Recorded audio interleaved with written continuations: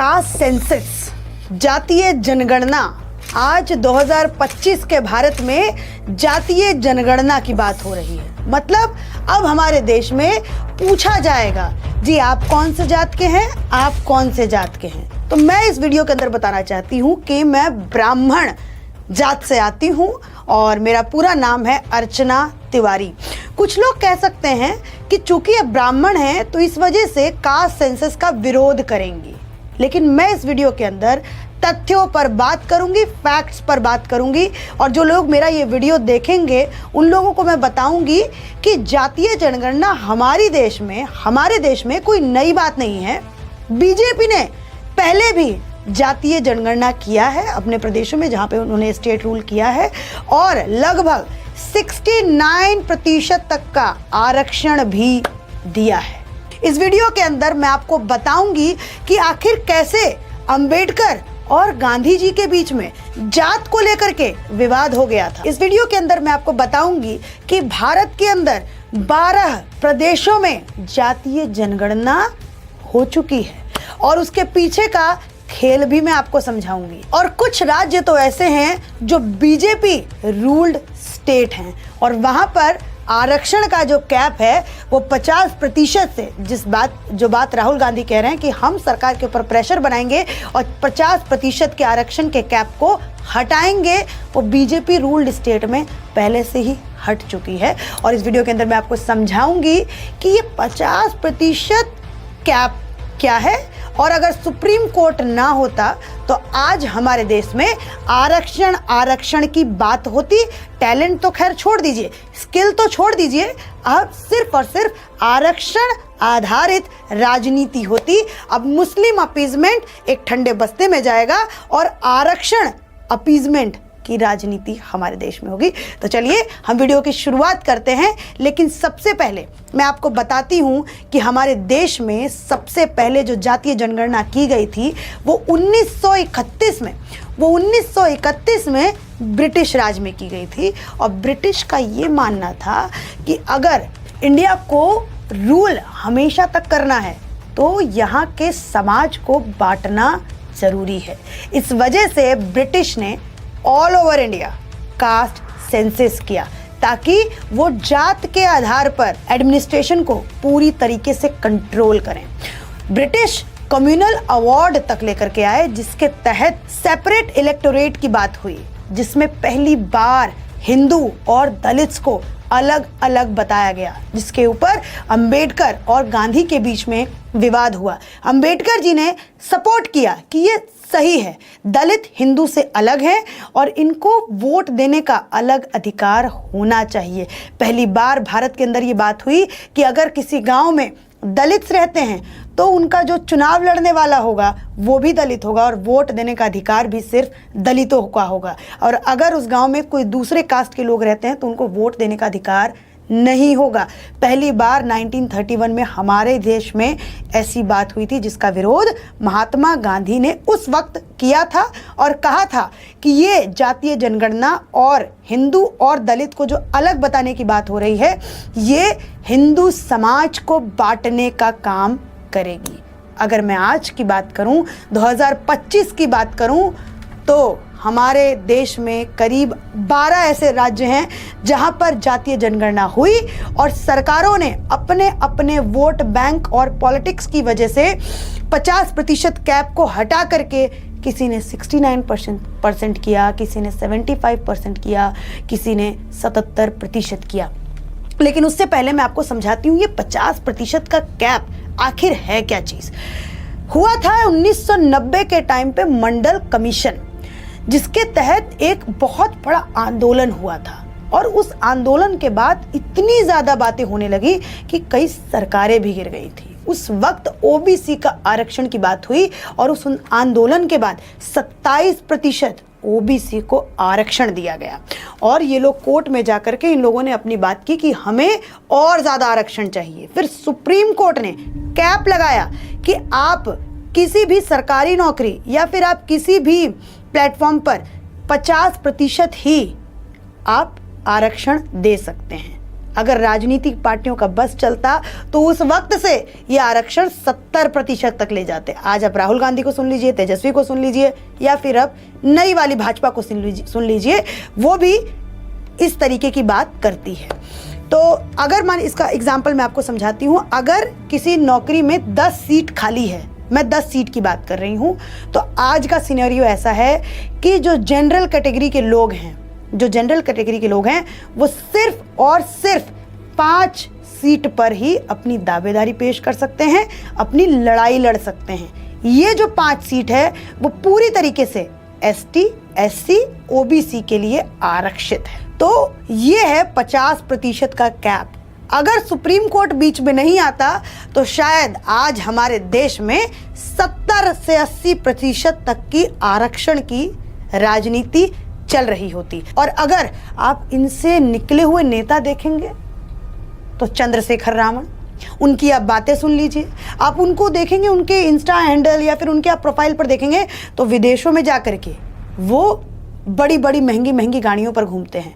और मैं जब ग्राउंड पर जाके कवर करती हूँ तो मैं दलितों का उतना ही बुरा हाल देखती हूँ, मैं OBC कैटेगरी के लोगों का उतना ही बुरा हाल देखती हूँ, क्योंकि वो लोग आरक्षण पर आधारित होते हैं। आरक्षण तो छोड़ दीजिए, वो लोग, उनके पास मूलभूत सुविधाएं भी उनको नहीं पता कि क्या चीज़ है। क्या कुछ काम 15 के बाद से तेजस्वी जी ने यहाँ पर धरातल पर उतारा है? सबसे बड़ी बात कि वो माननीय यहाँ के विधायक है, डिप्टी CM रह चुके हैं, हेल्थ मिनिस्टर रह चुके हैं ना। राघोपुर प्रखंड में आपको 20 पंचायत पड़ता है। 20 पंचायत में माननीय भूतपूर्व विधायक जी के सहयोग से एक रेफरल हॉस्पिटल बना, उसका अभी तक उन्होंने रजिस्ट्रेशन नहीं करा पाया। पीपा पुल से क्रॉस किए हैं तो आप भी डर गई होंगी कि कम मेरा गाड़ी जैसे पलटी कर देगा, हम लोग भी डरते हैं। क्या डेवलपमेंट का यही कारण है? तीसरी बात कि वह जीत कर गए हैं, उसके बाद एक दिन भी जनता के बीच में नहीं आए हैं। और डेवलपमेंट की बात तो अलग। अभी 2-3 दिन पहले सभा तो लगाई थी उन्होंने राघोपुर में सभी लोग। अब तो चुनावी समय आया है ना, अब तो लगाएंगे ही ना। दलितों की लड़ाई अंबेडकर से लेकर के आज चंद्रशेखर रावण तक लड़ रहे हैं। लेकिन अगर आप दलितों की कहानी सुनेंगे तो दलित के ऊपर वोट बैंक पॉलिटिक्स बहुत होती है, लेकिन दलित का अगर आप हाल देखेंगे तो आज भी उन लोगों को शहरों की साफ सफाई के लिए रखा जाता है।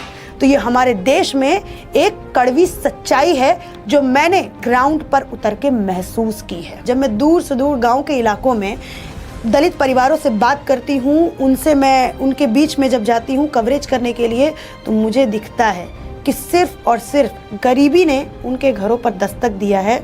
जिन नेताओं को इन लोगों ने अपने वोट के चोट से चुना है, वो नेता सिर्फ और सिर्फ इलेक्शन के टाइम पर उनके दरवाजे पर दस्तक देते हैं। आज अगर आप म्यूनसिपैलिटी की बात कर लें, आप किसी शहर के रखरखाव, अगर साफ सफाई की बात करें, तो उसमें आपको दलित ही दिखते हैं। क्या आप इस आरक्षण की बात करते हैं? अब मैं आपको ज़रा कुछ ऐसे शहर बताती हूँ जहाँ पर पार्टीज ने मिल करके आरक्षण को 50% से आगे कर दिया है। तो क्या ये जो नई वाली भाजपा है, क्या ये जातीय जनगणना कराने के बाद 50% का जो आरक्षण कैप है, क्या वो नहीं हटाएगी? क्या सबसे पहले मैं एग्जांपल लेती हूँ तमिलनाडु का। 1994 में जब जयललिता जी की गवर्नमेंट थी तो उन्होंने इस 50% के आरक्षण को हटाकर, कैप को हटा करके 69% आरक्षण कर दिया था। मतलब ST, OBC और SC इन तीनों का मिलाकर के 50% से नहीं होगा, 69% होगा पूरी नौकरियों का। और आज की अगर मैं तमिलनाडु इलेक्शन की बात करूं जो कि अगले साल होने वाला है, तो AIDMK के साथ BJP मिलकर के चुनाव लड़ रही है। और इस स्टेट के अंदर ये कानून लागू है क्योंकि जयललिता जी ने इसको बड़ी चालाकी से 9th शेड्यूल में डाल दिया था। अब 9th शेड्यूल क्या है? सुप्रीम कोर्ट के अंदर चैलेंज किया गया इस कानून को कि आप ऐसा नहीं कर सकते, क्योंकि सुप्रीम कोर्ट ने इसको बोला था कि ये कोई कानूनी दाव नहीं है। तो जयललिता ने इस कानून को पार्लियामेंट से पास करके उन्होंने इसको 9th शेड्यूल में डाल दिया था। मतलब सुप्रीम कोर्ट भी इस पर इंटरवीन नहीं कर सकता, कोई लीगल एक्शन नहीं ले सकता। और अगर मैं बात करूं महाराष्ट्र की, तो देवेंद्र फडणवीस की गवर्नमेंट ने 2018 में इसको बढ़ा करके 50% के कैप को बढ़ा करके 68% का आरक्षण कर दिया था। आपने मराठा आंदोलन के बारे में सुना होगा, जिसके बाद ये घोषणा करनी पड़ी कि 16% मराठा लोगों को आरक्षण दिया जाता है। लेकिन अभी इस कानून को कोर्ट में ये कानून चैलेंज्ड है और अभी तक ये स्टेट के अंदर लागू नहीं हुआ है। और अगर मैं बिहार की बात करूं, जो सबसे ज़्यादा पूरे देश भर में लेबर सप्लाई करता है, तो वहां पे इस आरक्षण के कैप को बढ़ा करके 75% कर दिया गया है। जब तेजस्वी और नीतीश कुमार की गवर्नमेंट थी, तो उस समय, अभी जो नीतीश कुमार और बीजेपी की गवर्नमेंट है, इससे पहले जब तेजस्वी और नीतीश जी की गवर्नमेंट थी, तो उस समय इस आरक्षण के कैप को बढ़ा करके वहां पर 75% आरक्षण किया गया था। हालांकि ये सुप्रीम कोर्ट में चैलेंज्ड है। अभी इस कानून को चैलेंज किया गया है, जिसके वजह से ये कानून अभी पूरे बिहार में लागू नहीं है। लेकिन सोचिए उस दिन का मंजर क्या होगा जिस दिन 75% आरक्षण बिहार के अंदर लागू हो जाएगा। आज बिहार से हमें एक नौकरी के लिए लाखों बच्चे खड़े दिखते हैं। बीपीएससी का हमने इतना बड़ा प्रदर्शन देखा है। अग्निवीर योजना जब लाए गए थे, तो बिहार से सबसे ज़्यादा आंदोलन हुए थे। बिहार एक ऐसा स्टेट है जो सबसे ज़्यादा गरीबी स्टेट में आता है, और अगर उस स्टेट में 75% आरक्षण लागू हो गया, तो सोचिए उस स्टेट का क्या हाल होगा। अब मैं आपको कांग्रेस रूल स्टेट बताती हूँ। राजस्थान, अशोक गहलोत ने 2022 में 50% कैप को हटा करके 64% कर दिया था। लेकिन जितने भी उदाहरण मैंने आपको अपने इस वीडियो के अंदर बताए हैं, सिर्फ और सिर्फ तमिलनाडु में लागू हुआ है, और AIADMK के साथ तमिलनाडु में बीजेपी मिलकर के इस बार चुनाव भी लड़ रही है। तो ये जो लोग सवाल उठा रहे हैं कि जातीय जनगणना के बाद अगला स्टेप 50% आरक्षण के कैप को हटाना होगा, तो जैसा बीजेपी ने 370 को हटाया है कानून में बदलाव करके, सुप्रीम कोर्ट में सब कुछ ठीक करके, वैसा ही शायद 50% आरक्षण को भी खत्म करके इसका कैप हटा करके 70% तक, 80% तक, 90% तक कर सकती है। इसकी संभावनाएं पूरी हैं। जैसे हमने देखा राम मंदिर के फैसले में भी हम लोगों ने देखा, 370 के फैसले में भी देखा। जैसा बीजेपी का ट्रैक रिकॉर्ड है कानूनों को लाने में और इतिहास बनाने में, तो शायद बीजेपी ये भी कर सकती है। अब मैं आपको एक ऐसी बात बताने जा रही हूं जिसके बाद आप लोग हैरान हो जाएंगे। वो बात है कि दुनिया में किसी भी देश में जातीय जनगणना नहीं होती है। सिर्फ और सिर्फ हमारा पड़ोसी मुल्क, हमारा पड़ोसी देश नेपाल में जातीय जनगणना होती है, और नेपाल का हाल, नेपाल की GDP आप देख सकते हैं। लेकिन अब दुनिया में हमारा देश 2025 का विकसित भारत की ओर अग्रसर वाला देश जो है, वो जातीय जनगणना कराएगा, और जात आधारित पॉलिटिक्स अब भारत में होगी। अगर मैं आपको चाइना का एग्जाम्पल दूं, तो चाइना का जो GDP है वो है $19 ट्रिलियन। अगर मैं कंपैरिजन करती हूं भारत का, तो भारत की जो इकोनॉमी है वो $3.2 ट्रिलियन है। चाइना अपने पूरे GDP का 4.2% जो है वो एजुकेशन पे खर्च करती है। मतलब अपने बच्चों को चाइना टैलेंटेड बना रहा है, अपने बच्चों को स्किल सिखा रहा है, जिसके लिए वो अपने पूरे बजट का 4.2% खर्च करता है, जिसका अगर मैं आंकड़ा आपको बताऊं तो $900 बिलियन, जिसको बिलियन नहीं समझ में आता जाके सर्च करिएगा। और अगर मैं वहीं भारत की बात करती हूं, तो भारत अपने GDP का केवल मात्र 2.9% ही एजुकेशन पर खर्च करता है। अगर मैं आपको इसका आंकड़ा बताऊं तो केवल मात्र $18 बिलियन है। उसका $900 बिलियन और भारत का केवल मात्र $18 बिलियन। जो चाइनीज फैमिली हैं अपने बच्चों के पढ़ाई लिखाई पर, एजुकेशन पर, उनके घर की जो इकोनॉमी है उसका 17% कंट्रीब्यूट करती है, मतलब खर्च कर देती है अपने बच्चों की पढ़ाई पर। वहीं लेकिन अगर हमारे भारत में देखेंगे तो लड़का जाएगा प्राइवेट स्कूल में, लड़की पढ़ेगी सरकारी स्कूल में। क्यों? क्योंकि सरकारी स्कूल में आप सभी को पता है कि कैसी पढ़ाई होती है, और लड़की को तो पढ़ाने के बाद क्या करना है? शादी करनी है, उनसे कोई काम तो करवाना नहीं है। तो इस वजह से ये सोच जो है, ये कहीं ना कहीं हमारे पॉलिटिकल लीडर्स को सुधारनी चाहिए, ना कि मुस्लिम पॉलिटिक्स से हटा करके, मुस्लिम अपीजमेंट पॉलिटिक्स से हटा करके जात आधारित पॉलिटिक्स पर हम सबको फंसाना चाहिए। आज का युवा, आज का भारत, हमें विकसित भारत की मांग है। हम लोगों को इंफ्रास्ट्रक्चर चाहिए, हम लोगों को प्राइवेट नौकरियां चाहिए, हम लोगों को एजुकेशन में क्वालिटी चाहिए, हम लोगों को एफडीआईज चाहिए, हम लोगों को यूनिकॉर्न्स चाहिए। हम लोगों को ये जात आधारित राजनीति नहीं चाहिए। और मुझे कास्ट सेंसस से कोई प्रॉब्लम नहीं है, क्योंकि मैं तो खुद का काम करती हूँ। लेकिन मैं ये भी बात सुन रही हूँ कि प्राइवेट नौकरियों में भी कास्ट सेंसस आने के बाद ऐसी मांगे उठेंगी कि आपको प्राइवेट नौकरियों में भी रिजर्वेशन लाना होगा। अब बताइए क्या होगा भारत का आगे आने वाला भविष्य, ये तो भगवान ही जाने। इसी के साथ मैं इस वीडियो का समापन करती हूँ। बहुत सारे लोग मुझे कमेंट सेक्शन में आकर बहुत सारी कुछ बोल सकते हैं। जो लोग ओबीसी कैटेगरी से आते हैं या एसटी कैटेगरी से आते हैं या फिर एससी कैटेगरी से आते हैं, उनको भी सावधान होना चाहिए।